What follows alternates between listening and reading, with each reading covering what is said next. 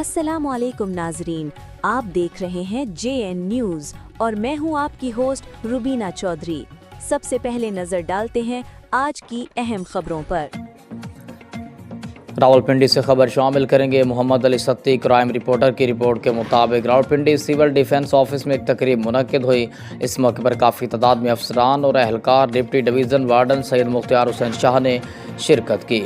DO civil defence Chaudhry Ghulam Mustafa کی جانب سے سول ڈیفنس کے سینئر افسران و اہلکار ڈپٹی گروپ وارڈن عالمگیر خان CDP ذیشان عرف شانی CDP سیکٹر وارڈن محمد علی ستی CDP راجہ دانش عرف دانی کو DO چودھری غلام مصطفیٰ کی طرف سے سول ڈیفنس سال 2026 کے کارڈ دیے گئے۔ اس موقع پر میڈیا سے گفتگو میں ڈپٹی گروپ وارڈن CDP عالمگیر خان کا یہ کہنا تھا کہ سول ڈیفنس کے اہلکار تمام قانون نافذ کرنے والے اداروں کی طرح دن رات محنت کرتے ہیں۔ دن ہو یا رات، آندھی ہو یا طوفان، اپنی ڈیوٹی نہایت ایمانداری سے سر انجام دیتے ہیں۔ ملک پاکستان کو جب بھی ہماری ضرورت پڑے گی، میں اور میری ٹیم ہم وقت تیار ہے۔ ملک پاکستان کی خاطر کسی بھی قربانی سے دریغ نہیں کیا جائے گا۔